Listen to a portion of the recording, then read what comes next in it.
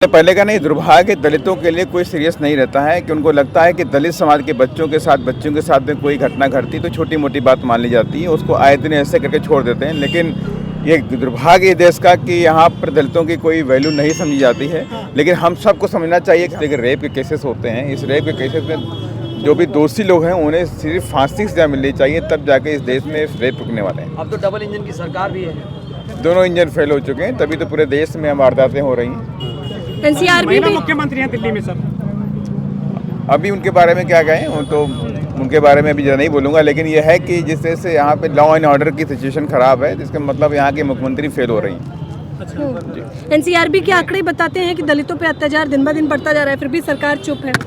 देखिए, सरकार को जो केंद्र में सरकार है या प्रदेश के सरकारें हैं, वो दलित अत्याचार को लेके गंभीर नहीं होती हैं। दुर्भाग्य ये है, और इसीलिए कंटिन्यूअस ये पूरे देश के अंदर दलित अत्याचार बढ़ा हुआ है। चाहे मध्य प्रदेश का बक्तरा कांड हो, चाहे मऊगंज कांड हो, चाहे बिहार का कांड हो, चारों तरफ ही हम बिहार गए थे, वहाँ पे 13 वर्षीय कोमल पासवान की हत्या कर दी गई। इसलिए हत्या कर दी गई वो रंग खेल रही थी, और रंग जो है किसी सामंतवादी के घर पे गिर रहा था, वो छींटे उसकी गेट पे, इस वजह से उसकी गाड़ी से हत्या कर दी गई। तो इस तरह से कंटिन्यूअस पूरे देश के अंदर अत्याचार दिखाई पड़ रहा है, और जो आपराधिक किस्म के लोग हैं उनके हौसले बुलंद हैं, क्योंकि कहीं ना कहीं से तमाम सरकारें ऐसे अपराधियों को जेल से छोड़ने का काम कर रही हैं। तो उनके हौसले बुलंद हैं कि उनको लगता है कि मेरी सरकार है, मेरा कुछ बिगड़ने वाला नहीं है। लेकिन मैं उनसे कहना चाहता हूँ, ये जल्दी ही ये समाप्त होगा, और आज नहीं तो कल बीएसपी का राज होगा, और हम कानून के द्वारा कानून का राज स्थापित करेंगे। बीएसपी का राज कैसे आएगा सर? बिल्कुल आएगा, आप सभी लोग मिलकर काम करेंगे तो बिल्कुल आएगा, कोई नहीं रोक सकता उसको।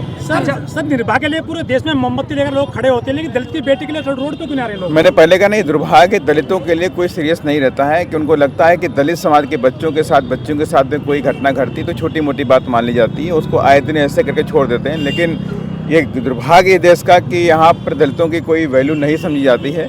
लेकिन हम सबको समझना चाहिए कि हमें हमारी ताकत जो है, उस ताकत को इकट्ठा करके आने वाले चुनाव में अपनी ताकत को सजा करके कहीं ना कहीं से कुछ भी ना कुछ करके हमें सरकार अपने शामिल होना चाहिए। जय भीम बोलने वाले क्रिमिनल हैं, बसपा क्रिमिनल है।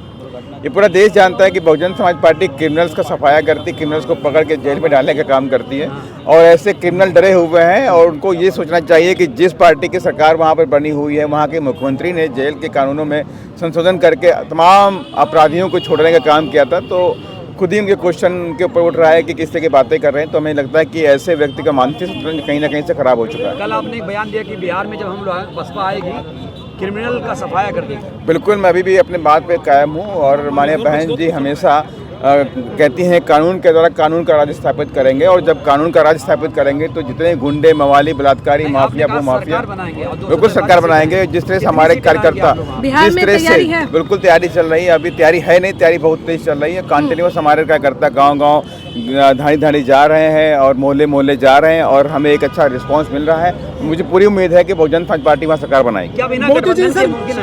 बिल्कुल मुमकिन है सर। मोदी जी ने 2007 में हम बिना गठबंधन किया है सरकार में।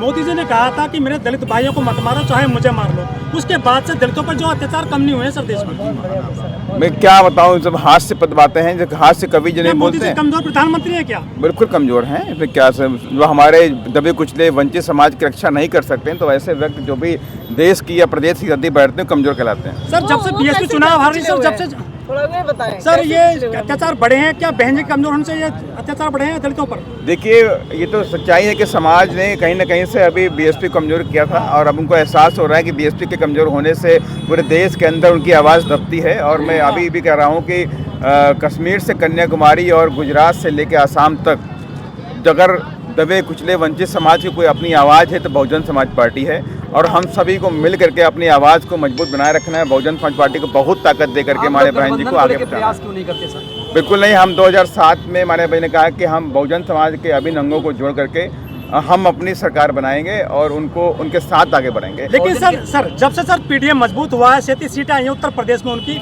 तो दलितों पर अत्याचार बढ़ा है सर देश प्रदेश में। पीडीए क्या है? पिछड़ा दलित अल्पसंख्यक। नहीं, मैं इसको ये नहीं मानता।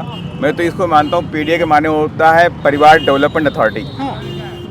सच्ची बात है। पीडीए के माने परिवार डेवलपमेंट अथॉरिटी। सांसद कैसे आगे सर? तो परिवार के लोग हैं, वो तो जो हवा चली, एक हवा चली, जो हवा चली तो हवा में लोग बन गए, वो तो एक जो भी था उनका गुड लक कह सकते हैं। लेकिन अब वो हवा नहीं चलने वाली है। बहुजन समाज के लोगों ने मान लिया है कि लोगों ने हमें बेवकूफ़ बनाया।